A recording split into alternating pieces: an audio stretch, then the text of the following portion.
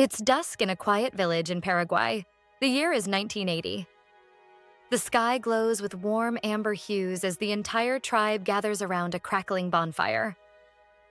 All eyes are fixed on a young girl gripping a bow and arrow. Her name is Hela. She narrows her eyes at the wooden target ahead, but it seems to waver before her gaze, like a phantom dancing in the flames. Hela hesitates. Just then, an elderly woman approaches with a calming presence.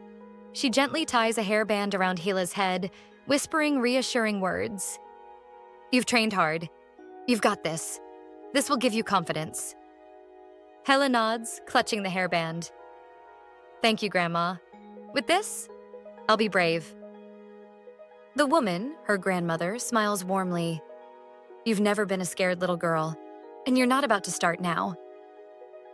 Their moment is suddenly interrupted by mocking laughter from a man seated nearby. "You're trembling, little one," he sneers, holding up a chunk of roasted pork. "I'll bet this juicy piece you can't even hit the target." That's Uncle Marcos, loud, drunk, always with a joke. But Hela doesn't flinch. She breathes in, draws her arrow, and fires. Thunk, dead center, bullseye. Gasps ripple through the crowd. Hela grins from ear to ear. "Guess that pork is mine now, Uncle Marcos," she teases, pointing triumphantly. Laughter erupts. Marcos is stunned. The villagers mock him playfully. "She's the chief's granddaughter," he grumbles, trying to save face. "It's in her blood." From the edge of the crowd, a shy boy watches silently. Rodrigo, Marcos' son. Marcos ruffles the boy's hair, nudging him forward. "Come on, son. Make your father proud. Give it a try." But Rodrigo hesitates. The arrow in his small hand looks more like a weapon than a toy. His fear is written all over his face. Marcos, ever the charmer, offers him a bite of pork. "This'll give you strength, eh?" Before Rodrigo can respond, a stern voice cuts in. It's Marcos's wife, stone-faced and serious. She scolds him for drinking again, her disapproval loud and clear. The celebration continues. Elsewhere, Hela's mother kneels by the bonfire. Her eyes closed, she whispers a quiet prayer to the gods, asking for their protection over her daughter. The camera slowly pulls back, revealing the scene from above. Villagers singing, dancing, laughing. It's Hela's birthday. Later that night, Hela sits beside her grandmother beneath the starlit sky. Her eyes sparkle. "Mama introduced me to the gods today. Does that mean I'm finally an adult?" Her grandmother chuckles gently. 9, 10, not much difference. Be patient, my dear. Think of it as just another birthday. Enjoy it. But Hela frowns. That's not what she wanted to hear.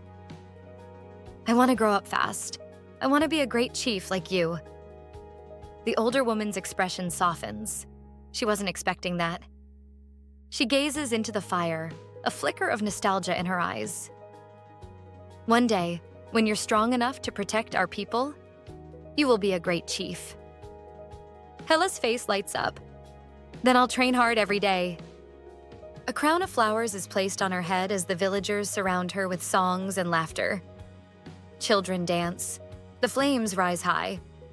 And somewhere above, a goddess watches over them all. Time passes, 10 years later. The village looks nothing like before. Houses sit empty. The once vibrant community is now a shell of its former self. Quiet, decaying, forgotten. Hela stands near the edge of the village, now a young woman. Her eyes brim with tears as another family packs up and leaves. She doesn't cry. Instead, she turns away in silence and returns to her chores. A few days later, in the forest, Hela crouches behind a thick bush, bow in hand. Her breathing is steady, focused. She mimics the sound of a small animal, and soon 2 wild boars emerge cautiously from the brush. She readies her shot. But just as her fingers grip the string, whoosh! A bird flutters into her path, startling her. She gasps and falls backward into the dirt, blinking in confusion. The boars vanish into the woods. She sits up slowly, brushing leaves from her hair. Half amused, half annoyed. What just happened? The little bird flutters down and lands gently on Hela's head. Before she can react, a hand reaches out and scoops the bird up. Pora always finds new ways to surprise you, doesn't she? Says a familiar voice. Hela turns, and her eyes widen. It's Rodri, the shy boy from her birthday.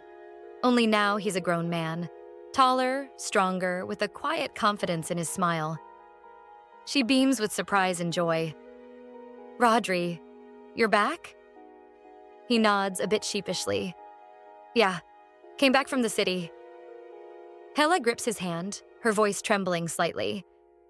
I thought you'd fallen in love with city life, like the others. Rodri chuckles. Not exactly. I was only there to settle a few things, but I'm back now. And this time, I'm not leaving. He looks into her eyes, serious and sincere. Changing the topic, he asks, Did I miss the last family's farewell?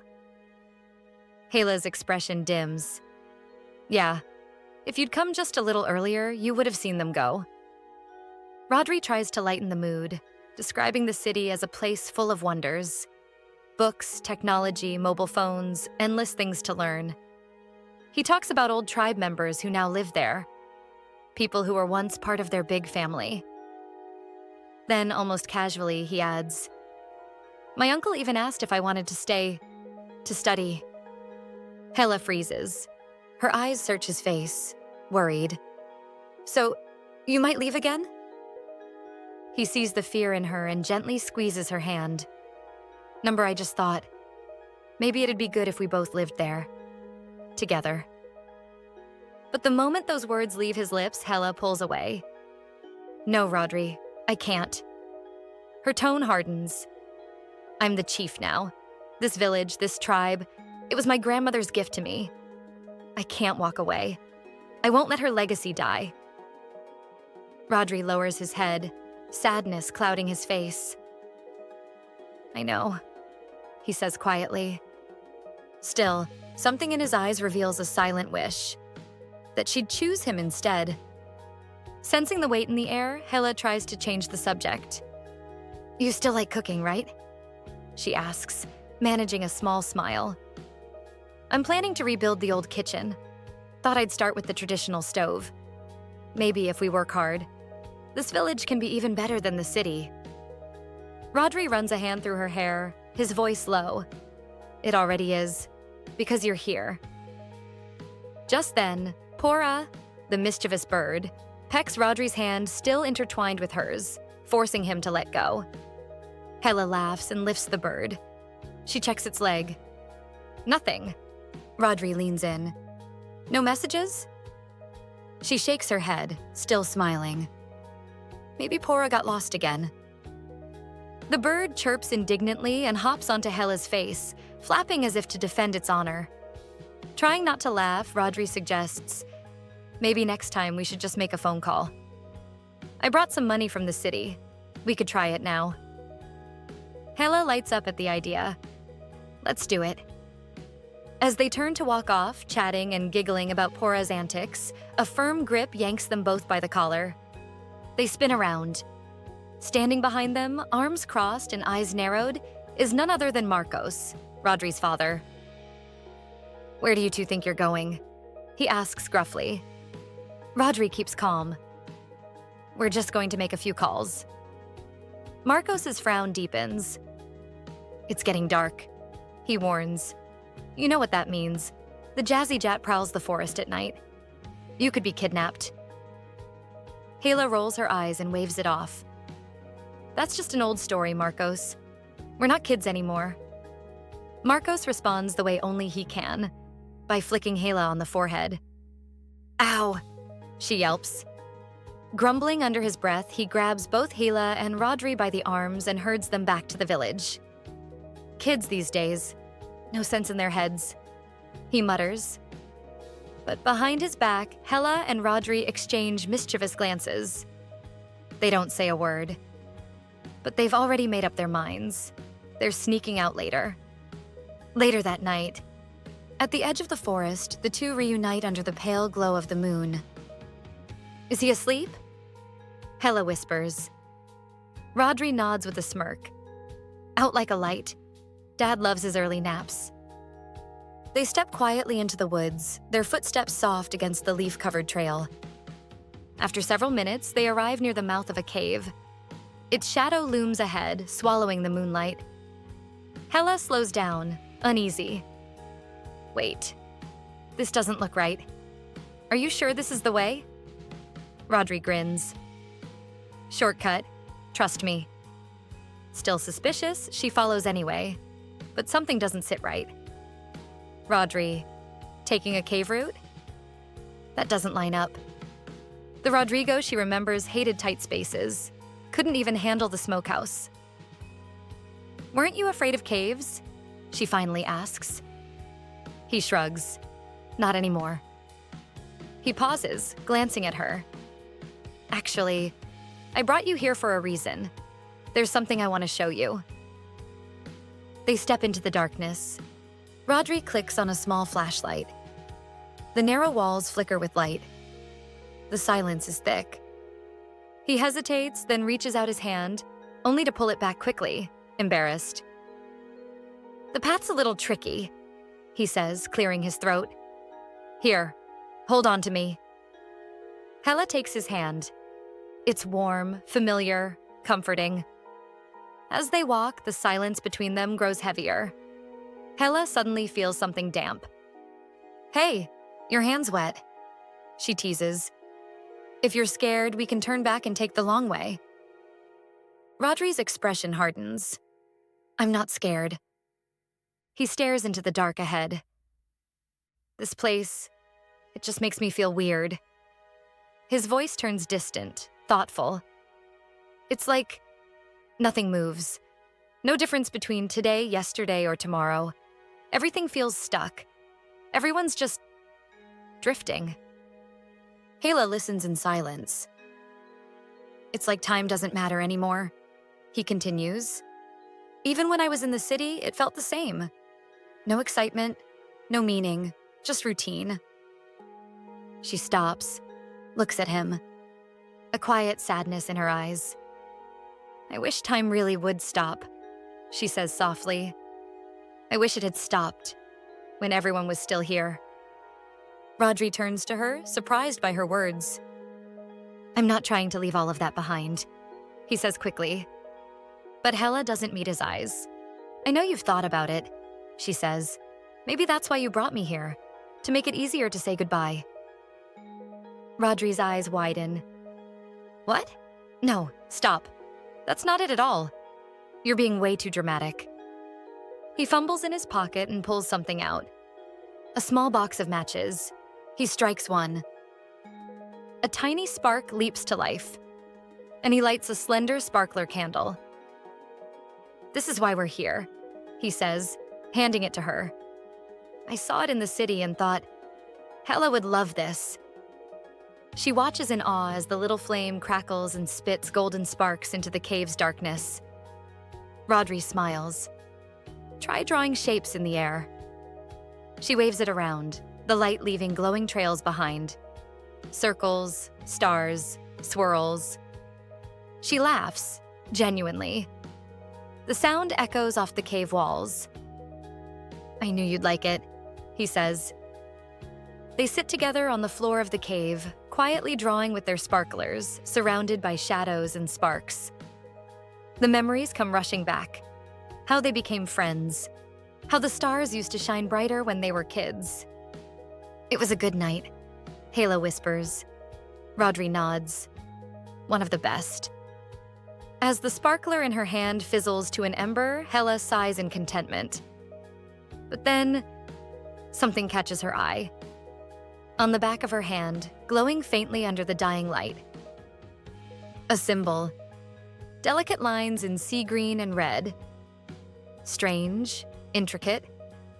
She stares at it, puzzled. Where did it come from? The warmth of nostalgia is gone, replaced by a cold chill of mystery. Hela blinks, lost in thought, her hand still glowing in the dark. While Hela stares at the strange symbol glowing on her hand, lost in thought, Rodri gently calls her name. She turns to find him holding out a small gift box wrapped in a simple ribbon. He smiles. "Happy birthday, Hela." She blinks in surprise. With everything that had been happening, stress, worry, the village, she'd forgotten today was her birthday. Carefully, she opens the box. Inside is a sleek, unfamiliar device.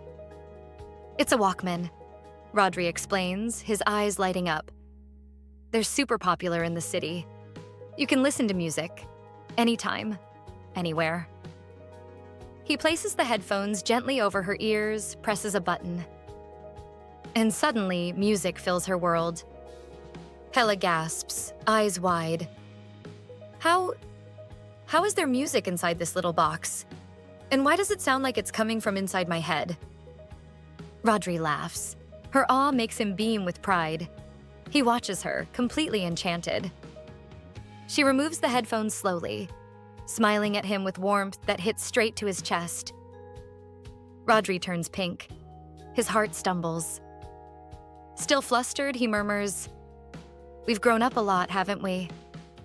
We're not kids anymore. And maybe now that I'm older, I could study farming or tribal law. Maybe in the city." Hela's smile fades instantly. She stiffens. "Wait, are you saying you're leaving?" Rodrigo hesitates. "It's not like that. Education's important. I thought maybe I could learn things that would help the tribe." But Hela cuts him off. "Why do you think we don't already have everything we need here?" "I'm just saying, if I study, it means you're leaving." She snaps. Her voice trembles, eyes clouding with sadness. "That's what you really want, isn't it?" Rodrigo falters, hurt by her words. He lowers his eyes. "Maybe I do want to leave, but not like that." He gathers himself, cheeks flushed. "We're adults now, and adults get married, right?" Hela stares, stunned. "What are you talking about?" "You're the chief," he says nervously. "Maybe we could share the burden. As partners." His voice softens. "I want us to get married, live in the city for a while, just while I study, then come back together and rebuild the village. I want a future where you're in it, Hela. Always." She opens her mouth, but the words don't come. Too much. Too fast. Her thoughts spin wildly, but before she can respond, a strange sound breaks through the stillness. A whistle. Software haunting. Melodic. Hela turns toward it instinctively. "Rodri, did you hear that?" But he doesn't answer. Instead, he begins to walk forward. Slow, stiff, almost like he's sleepwalking, deeper into the cave. "Rodrigo?" she calls, panic rising. Glowing orbs begin to shimmer on the cave walls, casting an eerie, dreamlike glow. Hela stares, mesmerized, until her vision starts to blur. Her knees buckle, and everything fades to black. Knock, knock, knock. Hela jolts awake. She's in her room. Her heart races. Was it a dream? The knocking grows louder, urgent. A voice yells from the other side. "Hela, open up!" She stumbles to the door, still dazed. When she opens it, Marcos stands there, Rodrigo's father. He's pale, frantic. "I can't find him," he says, barely breathing. Rodri's gone. Her blood runs cold. "What?" Hela's mind spins as fragments of last night return in flashes. The cave, the lights, the whistle. And then, Rodri walking away like a puppet on strings. Something clinks and falls to the ground. She looks down. It's a necklace. Rodri's necklace. Her hand trembles as she picks it up. And then it hits her. Memories flood in. The glowing lights guiding them. a cry for help, piercing green eyes in the dark. And then, silence. "Hela, where is he?" Marcos shouts, shaking her. But she can't answer. Terror seizes her chest. If Rodrigo is truly gone, her world will fall apart. In the storm of thoughts, one image rises to the surface. A child, golden hair, eyes like frozen sapphires, holding a magical staff. She remembers the story her grandmother used to tell. He walks among us after sunset. A boy with blue eyes and golden hair. He searches for children who refuse to sleep and lures them away with a beautiful, whistled melody. The fire crackled under the starlit sky as tribal children huddled around Abuela, their faces glowing with wonder and fear. Her voice was calm, but heavy with warning. "Good children fall asleep quickly," she said, her eyes sweeping across the circle. "That's why they never hear the whistle." The kids leaned closer. But those who stay awake, they move without meaning to. Their bodies dance, their legs walk, and they follow the sound into the unknown, enchanted by the music of the night. She paused. They never return to their families, because at the end of that melody, waiting in the shadows, are the demonic brothers of hire, and they devour whatever's left. Gasps, whimpers. She leaned forward, lowering her voice. "That's why you must always go to sleep on time, or he'll come for you." Jasy Jatere, the boy born from the moon. One child wasn't impressed. "I hate sleeping," little Hela said, folding her arms. "And he's never come for me." Abuela raised a brow but said nothing more. The campfire story was cut short by Marcos's loud voice echoing from the village path. "Chief, I need to take my son home early." Rodrigo heard his father's voice and quietly stood up. Instead of going to him, he slipped away through the shadows. Hela noticed and, puzzled, followed him. "Rodri?" she called softly. He kept walking faster. Then he broke into a run. "Why are you running?" she shouted. "Go away." His voice cracked. "Stop following me." But she kept chasing. As she got closer, she realized he was crying. Rodri yanked his hood over his head, ashamed. Trying to cheer him up, Hela said gently, "Hey, your mom's back now. And the chief is planning a huge party for your 10th birthday." Rodri stopped in his tracks. "I don't care," he shouted. "I don't care about them. I don't care about some dumb birthday." He took off again, faster. "Rodri, wait!" Hela ran after him, panic rising. "Don't go into the forest." She finally caught up and reached for his cloak. She pulled it back and froze. Rodrigo's face was streaked with tears of blood. His eyes were red, glowing faintly in the moonlight. Hela stepped back, stunned, but didn't run. Rodrigo glared at her through blurred vision. "I told you to leave me alone. I'm a monster." But Hela didn't budge. Instead, she stepped forward and wrapped her arms around him. "I'll take you to my grandmother," she whispered. "We'll find a doctor. We'll fix this." He struggled against her hold. "There's no cure. Don't you get it? Just let me go." "No," she said firmly, hugging him tighter. They lost their balance and tumbled to the ground. Lying there, catching their breath, Hela whispered an apology. Rodri looked away, pain thick in his voice. "They all know. My parents, they hide me when this happens. Maybe that's why Mom keeps leaving, because she's ashamed." Hela didn't answer right away. Instead, she looked at her blood-stained hand, then had an idea. She smeared the red across her own face. Rodri stared at her in confusion. She smiled, eyes twinkling.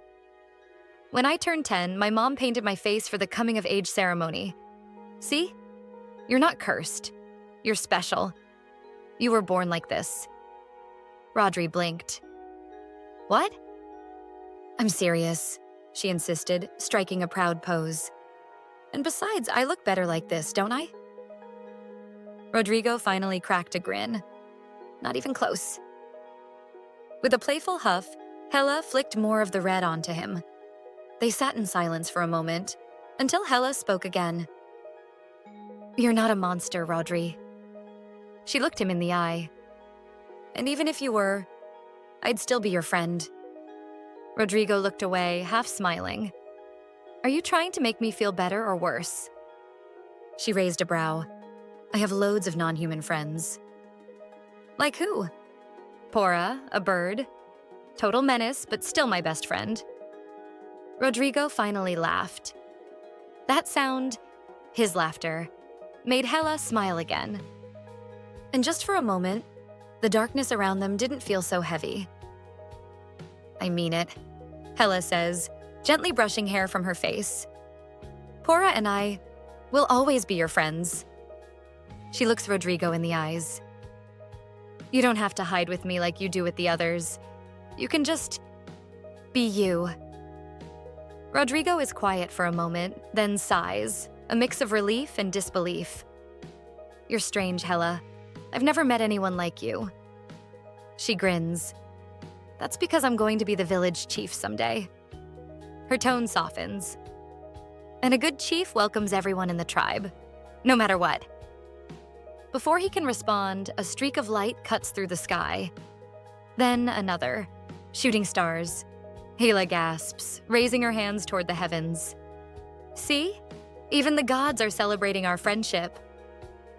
Rodrigo looks up, the stars reflecting in his wide, hopeful eyes. I hope everything you're saying really comes true. Hela nods with conviction. It might sound silly now, but it will happen. I promise, Rodri. No matter what, I'll help you. Rodrigo lets out a small, relieved laugh. The sound warms Hela's heart. They sit side by side, watching the stars burn across the night sky. The moment their bond was sealed forever. The flashback fades. In the center of the clearing inside the cave, a large weathered tree stands tall. Its leaves tinged yellow, its roots curling like ancient veins. At its base, a man kneels silently. A red cloak flutters nearby. Hela steps into view. Her eyes are tired, her heart heavier with each passing day. How long has it been? She wonders. How many days since Rodrigo disappeared? She carries a small bag of food in one hand and walks toward the kneeling man. The police searched everywhere around the forest, she says quietly. They didn't find anything, but they promised to expand the search zone. The man says nothing. It's Marcos, Rodrigo's father. His eyes are sunken, unfocused. His hands stained with soil from hours of digging, searching, hoping. Hela sets the bag beside him and kneels down, voice soft. You need to rest, Marcos. You've been looking day and night without stopping. Finally, he looks at her. His voice is low, broken. I should have gone with him to the city. He stares into the earth like it might hold the answer. The only reason I stayed, he continues, was because I thought maybe Koi would come back. My wife, Rodrigo's mother. A bitter laugh escapes his lips. But I was wrong. It's been 9 years since I last saw her. Hela's heart aches. She places a hand on his arm. It's not your fault, she whispers. If anything, it's mine. Her voice cracks. He came back because of me, and I was with him when he disappeared. Tears spill down her cheeks. I should have done something. I should have stopped it. Marcos lifts a hand and strokes her hair gently. No, Hela, this isn't on you. She wipes her face, then hesitates before asking, do you believe what I told you? About the lights? The whistling? She forces a shaky breath. I know it sounds insane, even to me, and I was there. Marcos nods slowly, eyes filled with pain. I've told the story of Jasy Jatere to children for years, he says. But I never believed it. Not really. Not while Koi was with me. He pauses. But she did. She believed every legend, every creature. She even believed her bloodline was cursed. Hela listens, stunned. Marcos continues, voice heavy with regret. Every full moon, Koi cried blood. She said it was the curse passing through her veins. From her mother, and her mother before that. She believed Rodrigo inherited it. She left, because she couldn't bear it. Hela murmurs. He nods. She didn't want him to grow up thinking he was cursed, that he was broken. Hela looks down, blinking hard. He never knew the real reason she left. Koi made me promise not to tell him, Marcos says. She wanted him to feel normal. And after she vanished, Hela adds slowly, Rodrigo never cried blood again. Marcos's voice is barely audible. Yes, and that's what tore me apart. I was grateful he could live like other children, but I wanted Koi to see that. To see our son happy, whole. His eyes glisten. I waited all these years, hoping she'd come back, hoping we'd be a family again. And now, both of them are gone. If only she had known. If only Koi had realized she wasn't cursed. Maybe things would have turned out differently.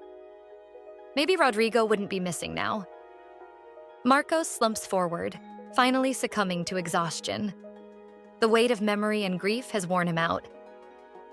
Hela wants to cry, but she holds it back. With effort, she lifts Marcos onto her back and carries him through the silent forest, every step echoing her guilt.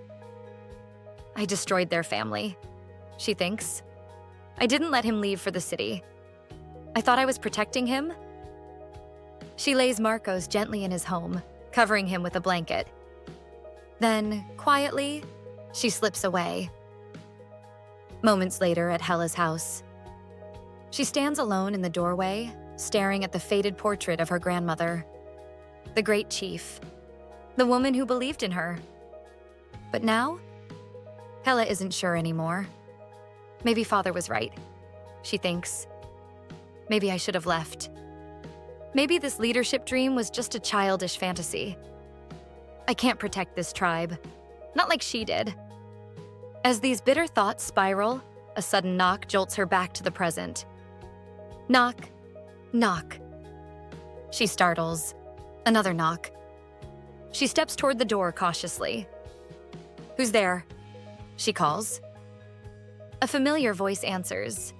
Calm, casual. It's me, Rodrigo. Her breath catches in her throat. Rodri?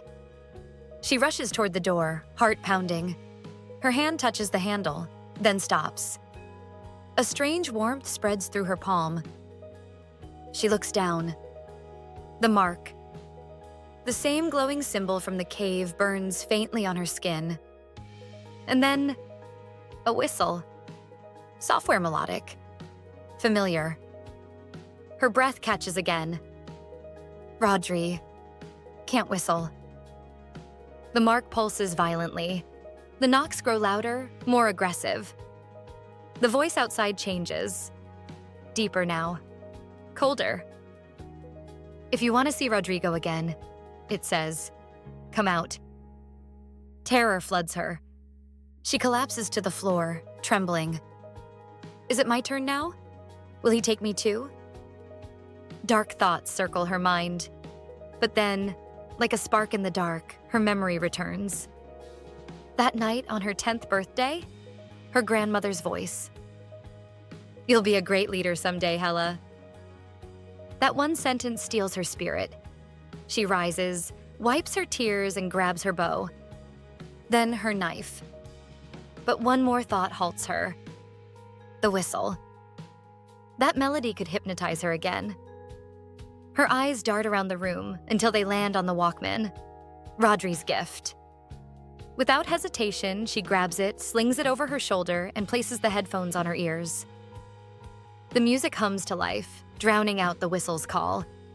Heart pounding, she steps outside. The air is still. Too still. She looks around, Then she sees them. Those eerie, glowing orbs floating just beyond the trees. Just like in the cave. She follows them, careful, headphones secure. They pulse with light, guiding her step by step deeper into the forest. She glances back once, catching a glimpse of her quiet village in the distance. A silent promise leaves her lips. I'll bring him home. I'll fix this. I'll bring his family back. Then she turns and walks on. Her hands grip the knife tight. Her bow swings across her back. Every shadow is a threat. Every twig crack a warning. Her mind races with plans, with questions, with fear. But her steps do not falter. She suddenly realizes the orbs are guiding her toward a place she knows. The ancestral tree. Of course. That's where he is. That's where it ends. But she refuses to play Hasi's game. Instead of following the orbs directly, she veers off the path, taking a route only she knows. A hunter's route. She stops, takes aim, and slices through one of the orbs with her knife. It bursts apart, revealing black, writhing tentacles that hiss out of the broken light. Hela steps back, eyes wide. What are these things? She doesn't wait to find out. She runs, climbs the narrow hill toward the clearing. At the top, a brilliant light shines ahead. She reaches the ridge, then stops. Down below, in the clearing wrapped around the base of the great ancestral tree. The orbs, all of them. Glowing, breathing, waiting. And at the center, something darker is stirring. This is it, Hela thinks, steadying her breath. She crouches on the rocky ledge above the clearing, bow drawn, arrow aimed. Her eyes narrow at the base of the great ancestral tree. Standing among the roots, bathed in moonlight, is a figure. Tall, poised, and strangely radiant. A man. Golden hair gleams like sunlit silk. A staff rests in one hand, humming faintly with magic. He looks serene, almost as if he's waiting. Is this really the creature? Hela wonders, hesitating. Before she can decide, the man lifts his head, and his eyes lock with hers. Piercing, icy blue. They strike her like lightning. Startled, her grip falters. Twang. The arrow releases by accident. It whistles through the air and lands with a solid thunk, embedding itself in the man's shoulder. He doesn't flinch. He simply keeps watching her. And then, with a flick of his fingers, a swirling disk of bluish-green light forms in the air. Magic. In a flash, the disk shoots toward Hela like a comet. Boom! It explodes against the ledge, ripping the earth apart. Hela's footing slips. The world tilts. She falls. Downward. Helpless. Her breath stolen by the plunge. But before she crashes into the ground below, she stops, cradled gently in strong arms. She blinks. The man. He caught her. His expression is unreadable. Cold. Elegant. Hela stares up at him, stunned. Golden hair. Sapphire eyes. A staff pulsing with power. There's no doubt now. This is Jasy Jatere. She breathes his name aloud. Jasy Jatere. He doesn't respond. Instead, without emotion, he removes her headphones, casting them aside. With the music gone, she becomes aware again. Her arrow did pierce him, but there's no blood, no pain. He hasn't even reacted. In a desperate move, Hela pulls her knife from her belt and stabs him in the chest. Nothing. The blade hits his skin, but doesn't cut. There's no wound, no resistance, no humanity. Jasy simply lets her go. Hela drops to the ground, stunned. He reaches up and calmly plucks the arrow from his shoulder. It's no use, he says coolly. I can't be harmed by humans. She stares in horror. He steps closer. You're afraid, he says, studying her face. She doesn't answer, but her shaking body says everything. Then, casually, he forms a glowing barrier behind her. She's trapped. There's no point in running. Jasy tilts his head and, without blinking, offers a proposition. I'll return Rodrigo, if you help me with something. Her heart skips. Rodrigo? You have him? Where is he? Jasy doesn't answer the question directly. When you agree to my terms, he says, I'll take you to him. She doesn't buy it. Her eyes narrow. How do I know you're not lying? You're the one who kidnapped him. You tried to hypnotize me. Why should I trust you?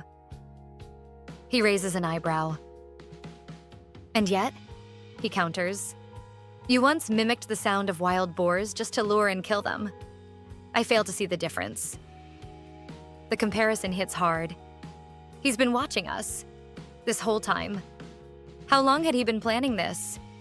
How much does he know? The thought sends a chill down her spine, but she doesn't back down. If you want my help, she says firmly, you'll prove Rodrigo is alive. Let him go first.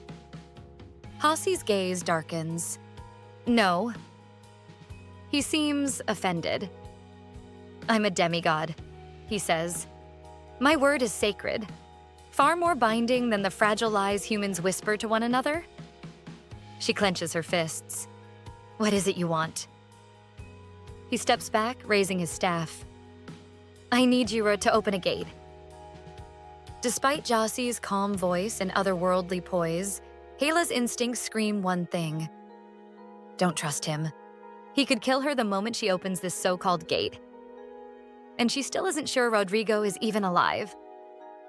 I need a guarantee, she says firmly, blade still clutched in her hand. Jasy raises a hand, completely unthreatened.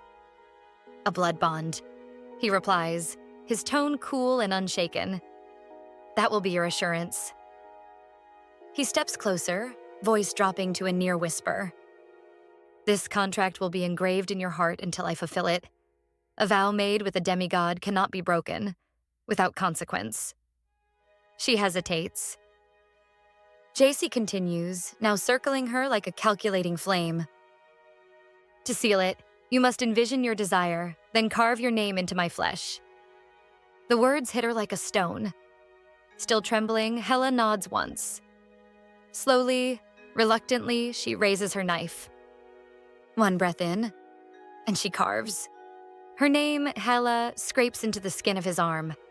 This time, he bleeds. Scarlet blood runs down his arm, vivid and shocking against his golden skin. It's real. I vow to return the human named Rodrigo to your world, Jasy says solemnly, the moment you open the gate. That moment of solemnity is shattered. With the knife still in her hand, Hela lunges again, aiming for his heart. But Jasy catches her wrist midair, effortless. His grip is like steel. He doesn't flinch. Instead, his lips curl with disdain. So predictable, he mutters. You humans never disappoint. He shoves her back with ease. You speak of broken trust, he says bitterly, when you can't even keep your own promise. His voice drops low and cold. Fulfill your part of the deal. Hela looks down at the cut she carved into his arm, her name glowing faintly with power, bleeding. If he can bleed, she thinks, then maybe he can die. But not now. She needs to wait. Be patient. For now, she must play along. Jasy lifts his staff. Dark energy rises around them, swirling like a living storm. It wraps around them, sending a chill through Hela's spine. From the darkness, shadows emerge, twisted, ethereal beings. They begin to sing a haunting song. Its lyrics echo what just happened. A blood contract sealed between demigod and human. The shadows vibrate in approval, a ritual of acknowledgement. Then, Jasy turns to her, eyes glowing with an eerie calm. Do you accept to follow me? He asks, his voice full of strange formality. Hela blinks. Follow you where? He gestures to the space around them. You are about to cross into the land of Tao. I cannot force you to enter. You must declare it aloud, by your own will. That's when the truth clicks. You mean, she says slowly, Rodrigo? Agreed to go with you? Jasy nods. Of course. If I could simply hypnotize anyone into Tao, why would I bother speaking with them? Despite the logic, Hela doesn't buy it. Everything he says feels like a calculated lie. Still, Jasy leans in, pressing her. Say it aloud. This is your only chance. Heart pounding, Hela swallows her fear. I agree to follow. At her words, the shadows stir wildly. The space around them shifts. Reality twists. But Jasy isn't done. One warning, he says gravely. Ao is inside. Hela's breath catches. She remembers the stories. Ao, the devourer of human flesh. Is it true? She asks. Ao, eats humans? Yes, Jasy answers. But as long as your connection to Tao remains incomplete, he won't sense you. He reaches out and gently takes the hairband from her head, the same one her grandmother gave her, and uses it to blindfold her. Sight is the connection, he explains. Keep your eyes covered. Stay quiet. Don't make noise. And he won't find you. Neither will his children. His voice softens, eerily so. Then he leans close to her ear. Call for him. Hela shudders. Call who? My brother, Jasy whispers. Call his name, Ao. Her voice shakes. Will you come with me? He seems surprised by the question. You want me to? Well, she stammers. I'm supposed to open the gate. I can't see. How will I even know where to go? Jasy smiles faintly. I'll join you when it's time. He straightens. Now, call for him. Swallowing her fear, Hela closes her eyes beneath the blindfold. She concentrates and whispers, Ow! Again. Ow! Again. Ow. The moment Hela speaks the final syllable of ow, her body lifts from the ground, weightless. Her senses shift. Though blindfolded, she can feel it. The light vanishes. All around her, a heavy darkness settles like mist over her skin. She's no longer in her world. She's crossed over. Everything grows colder, each breath like ice in her lungs. Her hands reach out, fingers brushing the ground, walls, air. She moves slowly, crawling forward, feeling her way through the dark. Above her, the ceiling feels damp, close and strangely textured, too low. A faint breeze brushes against her cheek. A way out, she thinks. Airflow means there's an exit. She follows it, creeping through the unknown like an insect in a massive tunnel. But then, Rodrigo comes to her mind. Where is he? Is he still alive? The thought fuels her. She crawls faster. Suddenly, her hand touches fur. Software coarse. Alive. She freezes. Snap. A monstrous growl shatters the silence. Terror grips her. Am I truly invisible to them? She wonders. Something begins sniffing around her. Close. Very close. Then, a howl. Long, piercing. Another howl answers it, and then a crash. Heavy footsteps. Something sprints past her, crashing into her shoulder, violently but unintentionally. They don't see me, she realizes. They're after someone else. Her heart drops. Rodri. They're hunting Rodrigo. Frantic now, she moves quickly, sweeping her hands across the ground. Her fingers land on dry, brittle branches. Perfect kindling. An idea sparks. She piles the branches together and, summoning every ounce of courage, mimics the howl she heard before. The sound echoes in the cavern. At first, nothing.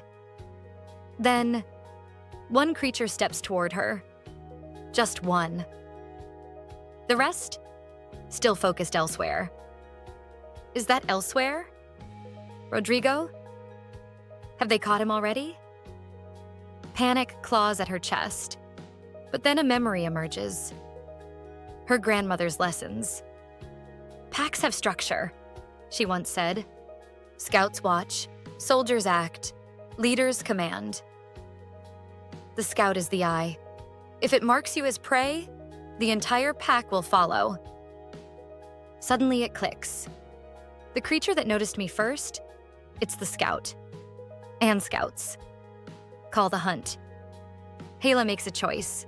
A reckless one. She rips off her blindfold, ignoring the only warning Jasy gave her. Her sight returns, and so does her visibility to the monsters of Tao. Her connection to this world is now complete.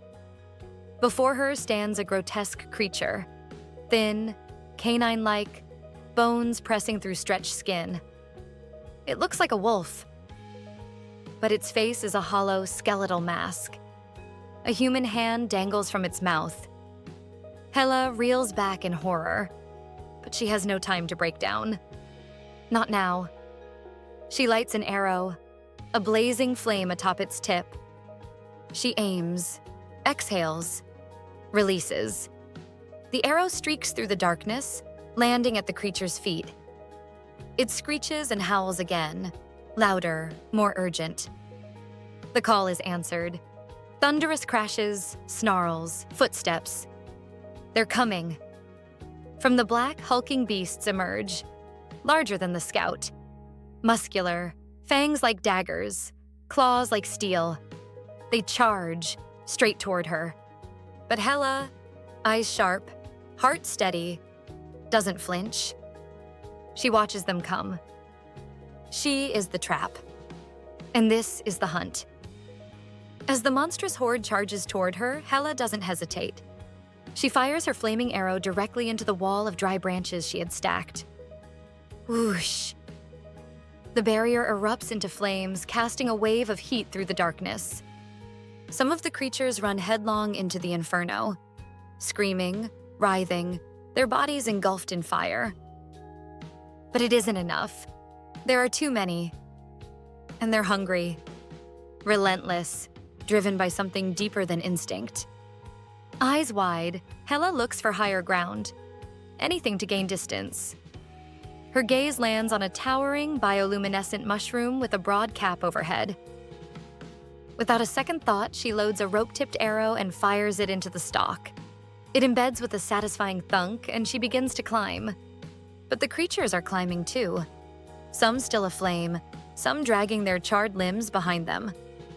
Nothing stops them. One leaps forward, grabbing the edge of her tunic in its jaws. Rip. Hela gasps as she's yanked downward, her grip slipping.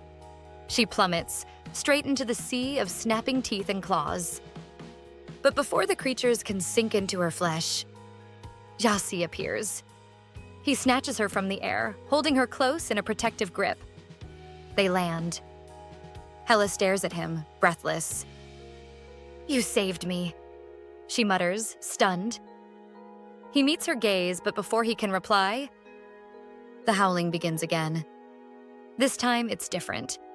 A thick, glowing pink mist spills from the creatures' mouths and drifts into the air, swirling, forming something. A figure. Ow. The real Ow. Hela stares in awe and horror. Ow's voice is guttural, ancient, filled with hunger. Hand over the girl, Jasy, he growls. My children are starving. Jasy stands his ground, arms still wrapped around Hela. Your nose must be clogged, he replies sarcastically. She's not prey. She carries my scent. She belongs to me. Ow's eyes flare with rage. You dare bring her here knowing what she smells like? Then bring me someone else. That's your job, isn't it? His voice sharpens. Father forgave you once, little brother. He won't be so kind next time. Jasy smiles mockingly. I was always the rebellious one. No, Ao snaps. You're a fool for trusting another human. His form pulses with fury. Hand her over. Let my children feast. As they argue, Hela listens and finally understands. This is where Jasy's hatred of humans comes from. His own brother wants them butchered. The mist pulses again, and Ao's voice deepens. Accept the task, Jasy. You were born for this. Born to bring prey. Meanwhile, Hela notices something. The creatures are slowly circling them, coordinating, repositioning. Then Ao sniffs the air, pausing. He grins. I smell something familiar in her. Something that tastes like you. He licks his lips. That flesh will feed my children better than 1,000 humans.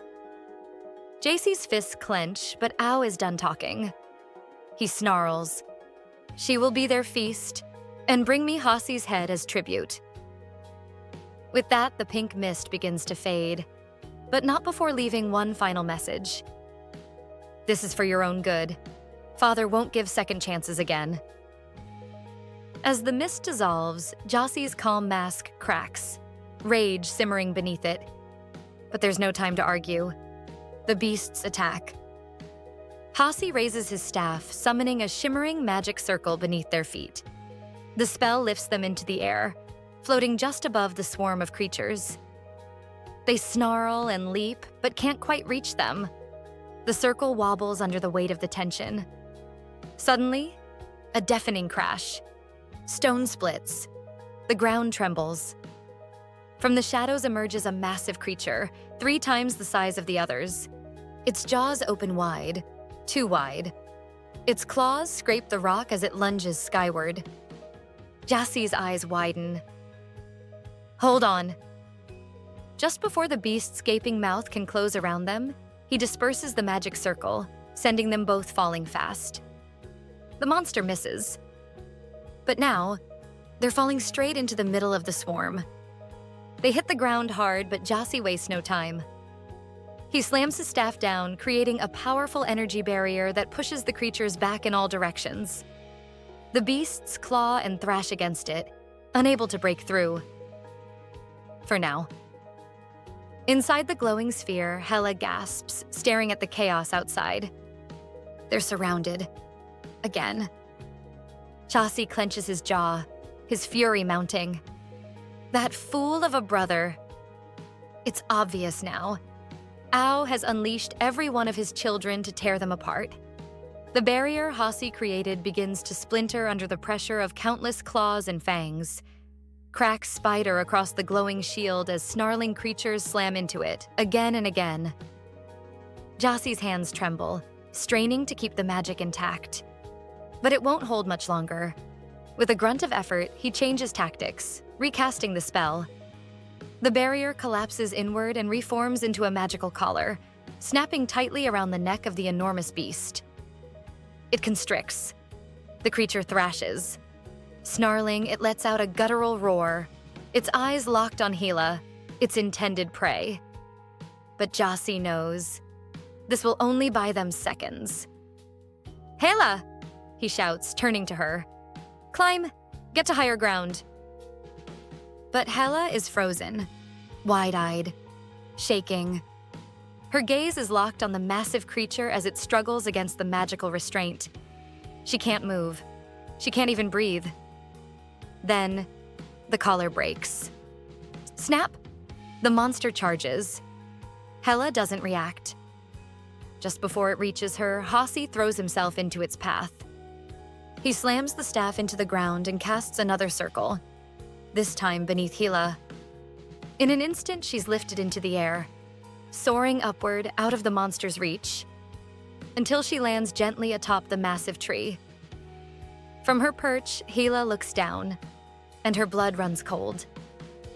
Jasy is still on the ground, surrounded, alone. Why isn't he protecting himself? She wonders. Why hasn't he created a shield for himself? And then she realizes he's out of power. Every ounce of his magic used to protect her. Even now, the smaller beasts rip and claw at him, but he doesn't retaliate. He doesn't fight. Why? She thinks. Why won't he fight back? The massive creature sniffs the air again and begins climbing the tree, still determined to get to her. Heart pounding, Hela scrambles higher, pulling herself up by the gnarled bark and tangled vines. Suddenly, she sees it. A cave. An opening in the stone above. Without hesitation, she jumps toward it. She lands hard and tumbles inside, bruised, panting, but alive. For a moment, there's silence. A pause. A breath. Her whole body aches. Now that the adrenaline fades, the pain settles in. Sharp and relentless. She collapses against the cave wall, gasping for air. Her thoughts spiral. Jasy. He saved me. Even though he didn't have to. But then doubt creeps in. He's strong. He didn't even bleed when I stabbed him. He's fine. He has to be fine. Still, her mind drifts back to something more haunting. The hand.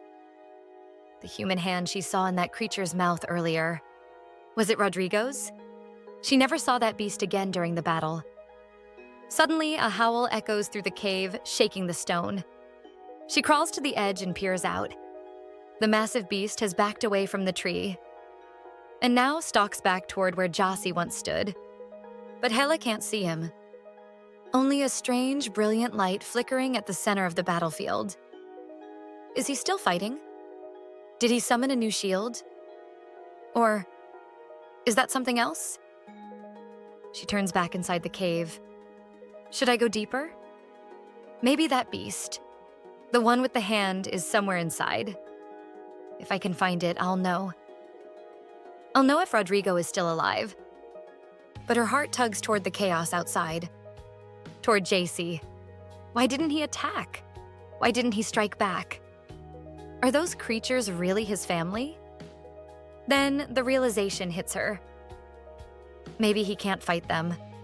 Not because he's weak, but because he won't. She recalls Ao's words. You were born for this. You were born to deliver prey. Did Jasy ask Rodrigo to open the gate? And Rodrigo refused? Is that why he came for me instead? And now, is he trying to die? The questions spiral like a storm. Too many, too tangled, too dangerous. With her mind spinning and trust slipping, Hela curls deeper into the cave. Her breath shallow, her thoughts burning. I don't know who he really is, or what he really wants. And until she does, she can't trust Jasy Jatere. Hela presses deeper into the dark, winding tunnel, determined to find the creature she once saw, the one carrying the human hand. The flare. She doesn't trust Jasy's promises, not entirely, not anymore. The silence of the cave is heavy, but inside her mind, memories begin to stir. Voices from the past. Family. Her footsteps slow as an old memory surfaces. Her parents, standing beside a packed vehicle at the edge of the village. They were leaving for the city. And they wanted her to come with them. She remembers how offended she felt back then. Furious, stubborn. She had made a promise to her abuela. She would stay and become a worthy chief. Her father had shouted, face twisted in frustration. You're clinging to a dream that doesn't exist, Hela. The tribe is gone. No one is left but you, Rodrigo, and Marcos. There is no tribe without people. She remembers his bitter words and her sharp reply. Then maybe you should have taken Abuela's place when she died. Maybe then people wouldn't have left. But her father had stood firm, calm in his conviction. The world is changing, and we need to change with it. Tiny tribes like ours, they don't survive. We have to move forward. He had placed his hand gently on her shoulder.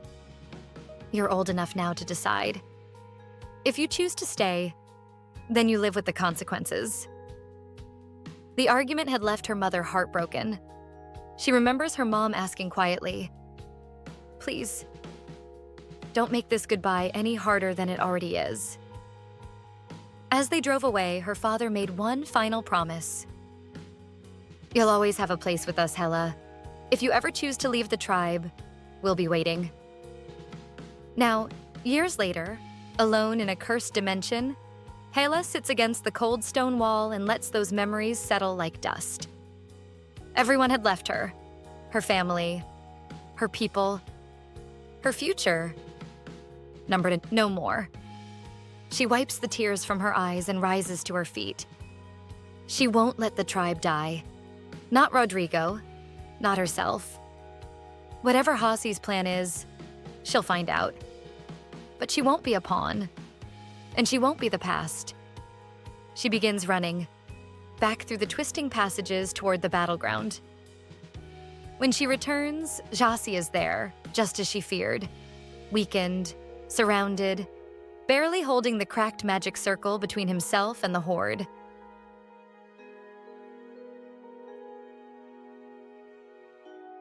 But Hela's mind is clear now, sharp. She looks around, analyzing, calculating. There, in the distance, the first cave. And just beyond it, bodies. The ones she had brought down earlier. Perfect. She recalls how when she first attacked the beacon creature, the other monsters had followed her. But the beacon itself had run the other way. That means it leads them. It controls the hunt. And if Jasy is keeping the swarm distracted, maybe the beacon is now alone. Hela races back to the tall tree, leaps toward the cave entrance, and lands hard. Inside, she spots the arrow she left behind, embedded in the corpse of one of the fallen beasts. She rushes forward and pulls it free. But then, the corpse moves. A clawed hand twitches. The creature wasn't dead. It snarls and lurches upright, lunging at her. She jumps back instinctively. Not the beacon, but smaller than the others. Still fast. Still deadly. It slashes wildly. Hela ducks, rolls to the side, and narrowly dodges a jagged claw swipe. Her eyes dart back. G's barrier is breaking again. Another crash. Another flare of magic. And in the shadows behind her, more creatures begin to crawl into view. They're thin, weaker, their bones protruding like sharpened blades beneath decaying skin. But they're not any less dangerous. 1, 2, 4, 8. They start to climb over each other, stacking like insects, trying to reach her. And Hela knows this fight isn't over, but neither is she.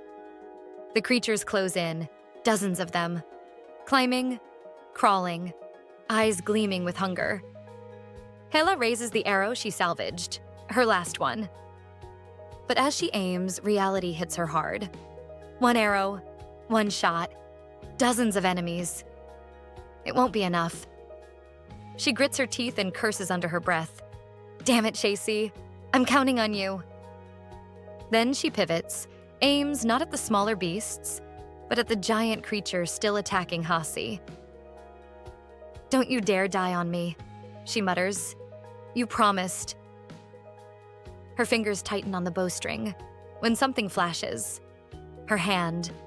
The mark is glowing again. And then, everything shifts. Her mind is pulled away. Suddenly, she's standing in a vast, serene temple surrounded by rippling water. A voice, distant, emotional, cries out, "Don't die." She doesn't recognize it, but it echoes deep in her chest. The water glows, and it feels like it's rushing through her veins, filling her, changing her. She's not the same anymore. In the blink of an eye, she's back, bow still drawn, arrow still nocked. Only now, the arrow glows with a green, ethereal energy. She doesn't think. She just fires. The arrow slices through the air like a comet, striking the giant creature dead on. Boom. A shockwave blasts through the battlefield. The monster disintegrates into nothing. Down below, Jasy stares up, stunned. His chest rises and falls, disbelief in his eyes. "Did we just connect?" he mutters. But there's no time to answer. Ao's children are relentless. They surge toward him, unending. And Jasy is breaking. He fights to raise another barrier, but it shatters under a single scratch. His strength is almost gone. "I'm so damn tired," he mutters, staggering. "Why the hell did you have so many kids, brother? Seriously?" Even sarcasm feels heavy now. He's dying on his feet, and he knows it. But then, Hela. She flashes through his mind. Not the warrior, the little girl with eyes full of fire and too much hope. And suddenly, something snaps in him. He moves. High above, Hela clutches the bow, her hands trembling violently. The arrow worked, but it drained her. She can barely breathe. Her body trembles, her vision blurs. She looks at her palm. The glowing symbol? Gone. Then, a snarl. She turns just in time to see a smaller creature lunging toward her. Without hesitation, she draws her dagger and slams it into the beast's mouth. But it clamps down, hard on her wrist. She screams as the jaws snap shut, dragging her off the branch. They fall together, spiraling toward the ground. For the first time, panic overtakes Jasy. He sees her falling, trapped in the creature's mouth, and something inside him breaks. Hela, no. His body moves before his mind catches up. Magic flares in his palms. He blasts the monsters around him, his attacks now savage, unforgiving. He carves a path through them, hands slicing the air, releasing arcane blades. One of them flies true, severing the creature biting Hela clean in half. With his other hand, he casts a levitation circle beneath her. Just in time. She hits the ground hard, but not fatal. She's alive. Jasy stumbles forward, his breath ragged. His skin pales and bluish-purple veins crawl across his face. Pain lances through his body. He shouldn't have used that spell, but he doesn't care. He drops beside her and begins prying her wrist from the monster's jaw. It's still gripping, still twitching, still trying to hold on. Hela gasps in pain, blood running down her arm. "Hold still," Jasy mutters, straining. "I've got you." Then, growling. He looks up. More creatures are coming. Thinner, lankier, but climbing fast. They're almost on top of them again. Jasy knows the truth. Even with the energy burst, he's nearly spent. If they're going to survive, something drastic has to happen. And fast. They had to escape. Now, Jasy clutched Hela tightly, cradling her in his arms as the last of the beast's jaw loosened its death grip on her wrist. His magic was failing, his strength nearly gone, but her safety was all that mattered. As they hovered above Ao's horde, Hela whimpered through the pain, her voice faint but cutting. "Why, didn't you attack them earlier?" Even amid the terror and exhaustion, Jasy smiled faintly. Hearing her complain meant she was alive, still fighting. Somehow that gave him strength. The glowing energy disk beneath them jolted as one of Ao's children lunged and latched onto the edge. Jasy's eyes narrowed. "You clingy parasite." With a growl, he accelerated the disk toward a narrow ledge jutting out from the cavern wall. In one fluid motion, he leapt, still holding Hela, and landed hard. Behind them, the creature lost its grip and plummeted into the darkness below. For a moment, they were safe. But Jasy knew better. He tried to conjure another disk to carry them away. Nothing. His fingers trembled. His magic sputtered. He was running on fumes. Still holding Hela, he whispered urgently, "Stay with me, Hela. Just hang on." He begged his body to give him just one more spark, enough to get them out. A fragile shimmer appeared. An unstable energy disk began to form, but it flickered, weak and dangerously thin. Jasy clenched his jaw in frustration. Then, a deep, earth-shaking crash. He turned. His stomach dropped. The massive creature Hela had struck earlier, mangled, wounded, but very much alive, was limping toward them. Unbelievable. Seriously? You're still alive? Jasy muttered. He threw himself and Hela onto the weak disc, barely lifting them away just as the beast lunged again. They dodged death by inches, but the disc shattered midair. They plummeted, straight onto the creature's back. No time to recover. Ao's children were on them again. Jasy tried forming another protective circle, his last resort, but it disintegrated instantly. The beast reared to crush them. But then, Hela struck. With a fierce cry, she plunged her knife into the monster's hide. It flinched, buying them precious seconds. Jasy seized the moment, summoning one final disc. Flimsy, flickering, but just enough. He threw them both onto it, directing it toward a high cave entrance. They soared through the air, barely making it. Inside the cave, surrounded by silence and stone, Jasy ran until the howls faded into echoes. He finally collapsed. Hela still in his arms. Inside the cave, the quiet aftermath. Time passed in a blur. Jasy awoke to the sound of soft whimpers. Hela was awake. Barely. Her arm throbbed where she'd been bitten. The pain was clearly unbearable. Without hesitation, Jasy tore a strip from his clothing and wrapped it around the wound as tightly as he could. He stared at her. And then, he thought back. The moment she'd jumped to help him? Why? She was human, and humans betrayed. But she'd saved him anyway. He tried to convince himself it was strategic, logical. If he died, her friend couldn't be saved. But deep down, it felt like something more. Something deeper. His eyes fell to his hand. There it was again. That glowing mark. The same one on Hela's hand. Green and reddish, pulsing faintly. It confirmed what he feared. Too reckless. Over a human, he muttered under his breath. He shook the thought away. She needed water. He stood, but was stopped. A trembling hand gripped the hem of his shirt. "Don't go," Hela pleaded. Her voice was choked with tears. "It burns. It hurts." He crouched beside her again, brushing hair from her forehead. "I'm just going to get water. I'll be right back." But she shook her head, eyes brimming with pain and fear. Jasy hesitated. He looked at the wound again. Ugly, dark, spreading. He bit his lip. "I'm no healer. I don't know how to cure humans. But I can try something. It might work. Or it might make it worse." His voice faltered. This wasn't magic. It was hope. And in this moment, it was all they had.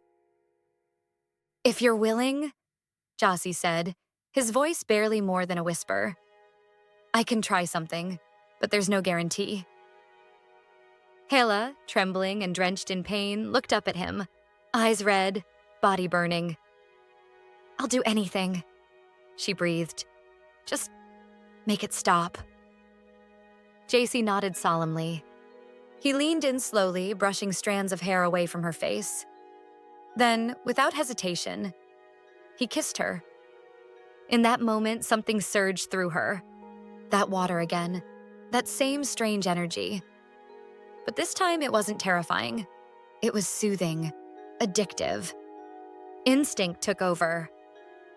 Hela reached for him, pulling him closer, deepening the kiss with desperate need. The shock on Jasy's face quickly melted into surrender as the two locked together in raw, healing intensity. The burning in Hela's arm began to fade. Her trembling slowed. Her breath calmed. Jasy pulled back, eyes searching hers. Red and glassy, but alive, and somehow at peace. He gently placed his hand over her eyelids. "Rest now, Hela," he said softly. "You've done enough." A melody, sweet and otherworldly, filled her ears. And like a child rocked by lullabies, she slipped into sleep. In her dreams, Hela drifted, suspended in water, floating through memory. The current carried her toward something familiar, something important. She couldn't name it, but it felt like home. Jasy sat beside her, his breath shallow, his body spent.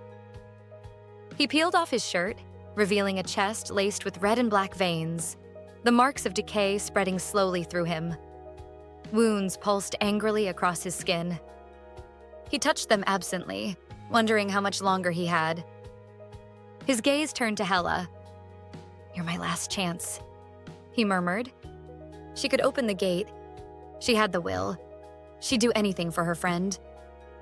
A sharp pulse of pain cracked through his skull. He winced, gripping his temples. Would it finally end when this was all over? Would the voices, the headaches, finally stop? He lay beside her, breath ragged. And from the shadows, the pink mist returned, hovering over them like a specter. "Accept what you were born for," it whispered. "You know your role." Jasy didn't respond. His eyes were on Hela. Even in sleep, she made a soft sound, half sigh, half whimper, and Jasy smiled faintly. "You're braver than I thought," he whispered. "I only needed you to open the path. But you removed the blindfold. You faced Ao." A soft light glowed from her injured arm. It was healing. The magic had worked. Jasy reached over, brushing her forehead with his fingertips. "Sleep well, warrior." And with a final breath, he closed his eyes beside her, allowing himself, just this once, to rest. And that's where we'll end today's chapter. If you enjoyed the story, smash that like button and subscribe so you don't miss what happens next. Drop a comment below. What do you think is really going on between Hela and Jasy? Can he truly be trusted? Thanks for watching, and I'll see you in the next video.